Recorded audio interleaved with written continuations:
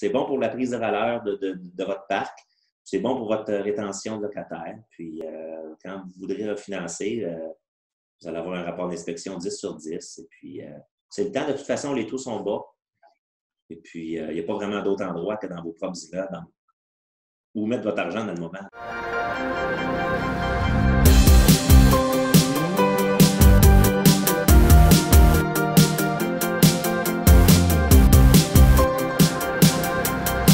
Bonjour tout le monde, Fanny Roseboom, courtier immobilier chez PMML. Bienvenue à une édition de PMML sur la route à la maison, cette fois-ci. J'ai la chance d'avoir avec moi Alexandre Godbout d'Atwater Properties. Alexandre, bonjour et bienvenue.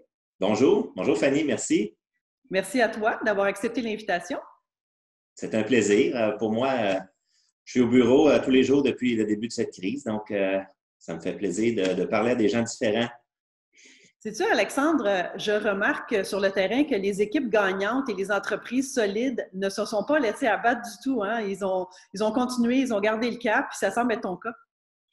Oui, bien nous, évidemment, on a quelques immeubles, là, autour de 800 appartements. Donc, c'est des gens qui sont à la maison maintenant toute la journée. Contrairement à avant, il y en a une bonne partie qui allait travailler dans le jour. Tu sais. Alors, nos locataires sont tous chez eux.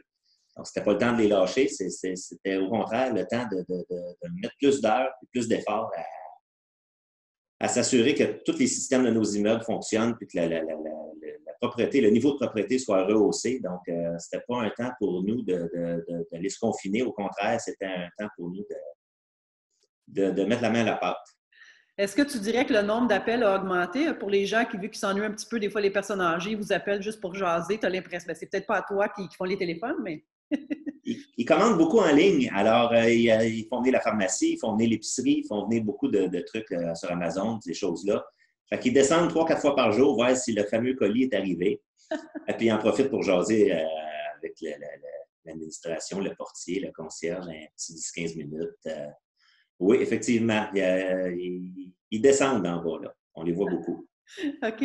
Parle-moi de la fondation de ton entreprise. Tu me disais tantôt que tu as commencé seul. Éventuellement, ton frère s'est joint à toi, c'est ça? Oui, c'est ça. En 2009, après la crise de 2008, on a finalement eu l'opportunité d'acheter notre premier immeuble à Montréal, celui où je me situe aujourd'hui, le 80 Lakeshore, à Pointe-Claire. Alors, c'est ici que je passe le trois quarts de mon temps. Donc, ça, c'est en 2009. Alors, j'ai administré l'immeuble. Je l'ai repositionné 2009, 2010, 2011, 2012. Et puis, en 2012, on était prêt pour d'autres achats, d'autres acquisitions, grossir l'entreprise. Donc, c'est là que mon frère Frédéric a quitté la caisse de dépôt chez Ivanhoé pour fonder Propriété Atwater avec moi. Donc, ça, c'est 2012. D'accord. Puis je sais que vous avez fait un incroyable parcours depuis ce temps-là. Vous n'avez pas chômé l'entreprise. C'est beau à voir, honnêtement. J'ai cru, j'ai été voir votre site Internet, en effet, et puis je vois que vous avez de beaux immeubles. Puis non seulement vous avez de beaux immeubles bien situés, mais vous créez des beaux milieux de vie pour les locataires. Oui, on investit beaucoup dans les immeubles. C'est pas rare que sur 10 ans, on va remettre le même prix qu'on a payé l'immeuble, là, on va le remettre dedans en 10 ans. Donc, c'est comme l'acheter deux fois. Hein? On les refait au complet. Puis ça paye à long terme parce que la clientèle, le taux de rétention est élevé, puis la clientèle l'apprécie. On se fait un bon nom dans l'industrie de cette façon-là. C'est certain que peut-être que si on en avait mis moins dans nos bâtisses, on aurait peut-être pu en acheter plus. On aurait peut-être un portefeuille de 1600 portes aujourd'hui, 2000 portes au lieu de 800. Mais bon, ceux qu'on a traversent bien la crise parce que c'est ça, c'est pas des immeubles tout croche à l'abandon. OK. Puis, c'est un petit peu, tu peux répondre ou pas, là, c'est un petit peu, ça peut être intéressant pour les nouveaux investisseurs. Par exemple, quelqu'un qui commence, il va se dire wow, il a fait une belle acquisition en commençant, Alexandre, c'est beau à voir. Est-ce que tu as commencé, exemple, avec un duplex ou est-ce que tu avais acheté tu as commencé directement avec un super bel immeuble comme ça? Ou... Ben, depuis qu'on est très jeune, moi et mon frère, depuis qu'on est au monde, en fait, là, on vient de la région de Granby. Alors, oui, mon père en avait des 12, puis des 16, puis des 18. Puis, à un moment donné, quand on était jeune adolescent, là, il a commencé à s'acheter des 24 et puis des 40. Et puis, on avait un petit centre commercial à Granby qu'on a vendu en 2005. Donc, entre 2005 et 2009, là, le capital qu'on avait de ce petit centre commercial-là était en attente, si tu veux, d'être redéployé. Puis, l'opportunité s'est présentée à Pointe-Claire en 2009. Peut-être que si on avait cherché plus fort, peut-être que si on avait embauché des gens pour le faire, peut-être qu'on aurait pu trouver quelque chose en 2006 ou en 2007, mais c'était notre première grosse acquisition, là, le 127 logements ici à Pointe-Claire en 2009. Donc, on ne voulait pas se tromper. Donc, on a pris plus de temps que moins pour y penser. Ça a comme brisé la glace, et puis après ça, les autres, c'est venu plus naturellement. D'accord. C'est fantastique. Tu me disais tantôt que vous ne faites pas de gestion pour les autres, mais de la gestion de vos propres immeubles. Et vous avez environ 800 unités, c'est bien ça? C'est incroyable. Oui, bien, on a des partenaires financiers, hein, c'est certain. À Pointe-Claire, ici, non. Les immeubles qu'on a à Granby, la plupart non plus, mais les acquisitions qu'on a faites à Montréal en 2014, en 2017, on a des partenaires financiers, évidemment. Mais non, de gestion pour d'autres, là, pure gestion, là, on en a fait. On en a fait pour des syndicats de condos aussi. On a essayé des blocs appartements. C'est pas pour nous. Il y en a sûrement qui en font une bonne affaire au Québec, mais contrairement aux États-Unis, de ce que j'en sais, les frais de gestion sont très bas, tu sais, 4-5 %, 3 à 5 %, c'est pas payant. Donc, nous, on a décidé qu'on était pour gérer nos immeubles ou ceux qu'on détient avec des partenaires, puis s'en tenir à ça. OK. Tu fais partie aussi du comité consultatif du Forum d'investissement multirésidentiel qui a lieu chaque année. Par exemple, l'année dernière, c'était au Palais des Congrès et il y a environ 800 invités du domaine de l'immobilier multirésidentiel. C'est vraiment un événement là, impressionnant et intéressant. De quelle façon tu t'impliques, toi, dans ce comité? Bien, cette année, j'étais coprésident avec Nelly Robin du groupe Robin. Les années antérieures, j'étais soit panéliste ou animateur d'un panel. Ça doit faire 5-6 ans là, que je suis sur le comité consultatif. Là. Michel Rémy de l'Informa, il me contacte à tous les ans, savoir si je veux répéter l'expérience. Puis, j'accepte tout le temps parce que c'est un beau modèle qu'ils ont. C'est une belle gang. Tout le monde a son opinion un peu de son domaine. Il y a des propriétaires, il y a des courtiers, il y a toutes sortes de gens qui viennent. Patrice est là aussi à tous les ans. Et puis, c'est un événement qui grossit beaucoup. Puis c'est donnant-donnant. Hein? Nous, on donne de notre temps on donne de notre temps, on partage notre expertise pour le bien du public qui est là. Eux, évidemment, vendent les billets, mais ça nous apporte aussi une visibilité. Pas qu'on cherche des clients, mais ça amène une visibilité, puis ça ajoute un peu de sérieux dans notre affaire, puis ça permet de nous faire connaître. Donc, c'est pas très demandant non plus, là, je veux dire. C'est une journée par année. C'est une journée peut-être pour le comité de consultation, puis une journée pour le forum. Donc, puis plus les années avancent, plus on le fait souvent, moins c'est stressant, puis moins c'est demandant. Alors, c'est une belle expérience. J'ai bien aimé le coprésident cette année. Puis en plus, c'est incroyable pour les contacts, que ce soit pour toi, mais également pour les invités, c'est sans limite les contacts qu'on peut rencontrer. Ah, il y a des gens qui sont là, qui n'ont même pas d'immeuble à revenus, qui veulent en acheter. Il y en a qui ça fait 2, 3, 4 ans qui viennent. Il y en a qui viennent du Lac-Saint-Jean pour ce forum-là. Il y en a qui ont des duplex, puis il y en a qui ont des milliers de portes. Là. C'est là qu'on se rend compte qu'on est... on n'est pas petit, mais on n'est pas dans les plus gros Québec non plus. Là. 800 logements, c'est pas... et il y en a qui ont fait plus d'acquisitions que nous autres depuis 10 ans, mettons. Tu es modeste, Alexandre, parce que c'est vraiment remarquable. Puis honnêtement, il ne doit pas en avoir tant que ça. Des gens qui ont ce parc-là, c'est vraiment beau à voir. On sait qu'il y en a quelques-uns, mais je veux dire, il ne faut pas s'enlever le mérite. Vous faites du bon travail, honnêtement.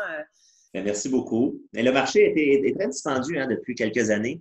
L'immeuble de Pointe-Claire en 2009, on l'a acheté l'année après la crise de 2008. Est-ce que la crise de la COVID, ou avec tous les mauvais côtés qu'elle apporte à la société, est-ce que peut-être qu'en 2021, il y aura une opportunité similaire qui se présentera? Mais depuis l'acquisition qu'on a faite sur Maisonneuve en 2017, on n'a pas trouvé le moyen d'en faire d'autres. Alors, il me semble qu'on serait dû là, pour un petit 200 portes, là, pour taper le 1000. Là, ça serait une belle récompense pour l'année qu'on vient de passer là, pour 2021. On se le souhaite en tout cas. C'est un beau chiffre, ça, 1000 quand même. Je trouve que J'allais justement te demander, bon, c'est une question qu'on entend tout le temps, là, où te vois-tu dans 2 ans, dans 5 ans, ou avez-vous des projets à moyen terme? Bien, nous, on est dans l'immobilier à 90 on a des petits investissements dans d'autres sociétés, là, des entreprises qui n'ont rien à voir avec l'immobilier. Moi, dans 2 ans, dans 5 ans, j'aimerais qu'on soit encore dans le multirésidentiel. Moi, c'est ce que j'aime le plus. Gérer des entreprises, être partenaire silencieux dans des entreprises, ça va, mais ça se limite à de l'investissement en argent. Moi, ce que j'aime, c'est participer à la gestion de l'affaire. Alors, mon frère, lui, il est plus au siège social d'entreprise au centre-ville de Montréal, dans les bureaux. Moi, j'aime ça d'être dans les immeubles. J'ai un bureau sur Maisonneuve, j'ai un bureau à Anjou, j'ai un petit bureau à Granby que je ne vais pas souvent, puis j'ai un bureau à Pointe-Claire. Donc, c'est ça, j'aime être sur le terrain, donc j'aimerais que ça continue comme ça pour les prochaines années. Un gars de terrain très sociable. Oui, C'est on vraiment... essaie. Ben, On vous essaie. complétez, ton frère et toi, si je comprends bien, c'est intéressant, ça.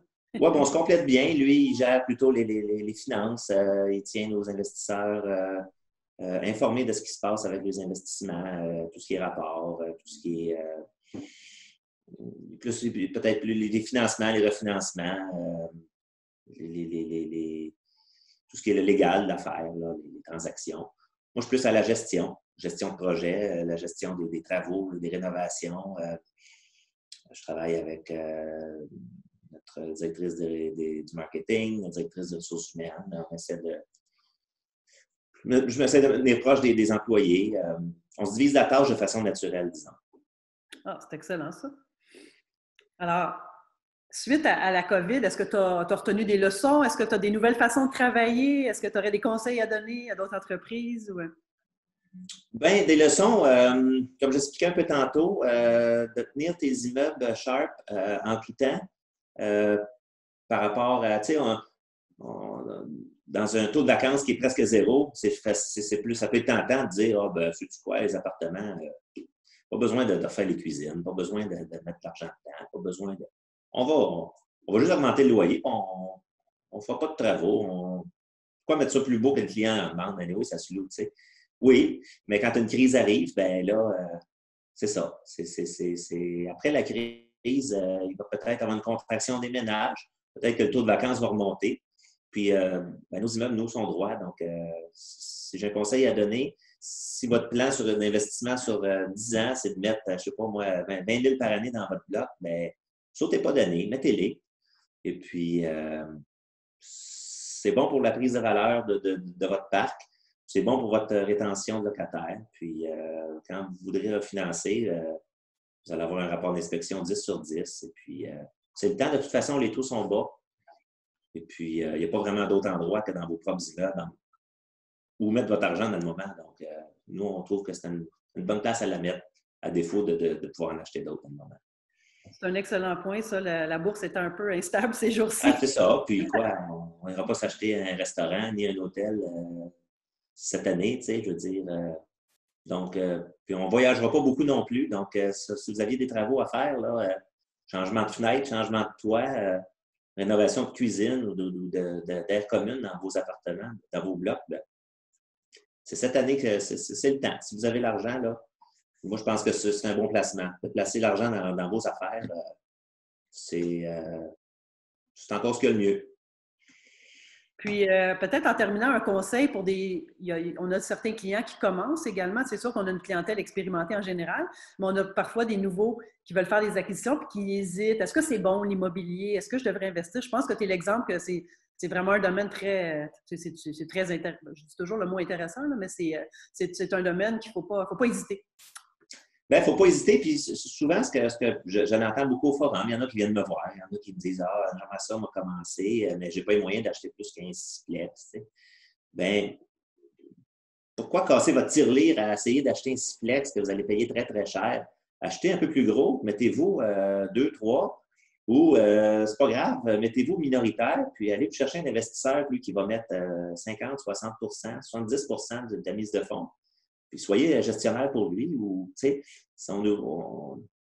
les gens, ils veulent embarquer, mais ils veulent embarquer à 100 Ils veulent que ce soit leur projet. Puis, c'est pas grave les premiers si vous n'êtes pas 100 propriétaire. Allez vous accoter avec des gens qui ont de l'expérience, des dragons, là, comme on dit. Ça peut être une bonne façon de partir sans vous endetter jusqu'au cou. Puis, si vous n'aimez pas ça, c'est plus facile de ressortir. Une fois que vous l'avez acheté, votre 6plex ou votre 12plex, vous avez tous mis vos billes là-dedans. Un peu plus risqué, surtout si c'est votre première acquisition. C'est un point de vue intéressant parce qu'on a souvent la question est-ce que je devrais commencer justement seul ou en groupe? J'aime ça avoir la perspective. Toi, tu le vis avec ton frère, puis ça fonctionne très bien. Alors, vous êtes mieux en groupe avec un peu plus gros que tout seul avec un duplex ou un triplex. Trop petit, à un moment donné, c'est à la portée de plus de gens. Puis, vous allez payer en conséquence. C'est l'offre et la demande. Donc, à partir d'une vingtaine de portes, 24 portes, 40 portes, il y a moins de joueurs. Mettez-vous 2, 3 dans votre famille ou avec des investisseurs qui ont plus l'âge ou qui ont plus la force de venir peinturer puis de venir gestionner sur le terrain, mais qui ont le capital à déployer. Comme tu as dit tantôt, Fanny, la bourse, c'est pas fameux. Je suis certain qu'il y a des gens qui seraient intéressés à investir avec vous. Pour quelque chose d'un peu plus gros. Merci, Alexandre. Sur ça, je te remercie infiniment pour... Plaisir. Puis, bonne continuation. Puis on a hâte de vous suivre dans vos prochaines acquisitions et la continuation de votre succès. J'espère qu'il va y avoir une saison de golf cette année ou une saison de quelque chose qu'on puisse se voir en dehors des entrevues Zoom. Il semble que de prendre de l'air, ça ferait du bien. Absolument. Puis sur les terrains de golf, on respecte les distanciations sociales conseillées. Absolument. Exactement. Bien, merci. Puis merci beaucoup, Fanny. À tout le monde chez PMML. Bonne semaine à tous. Merci à toi aussi.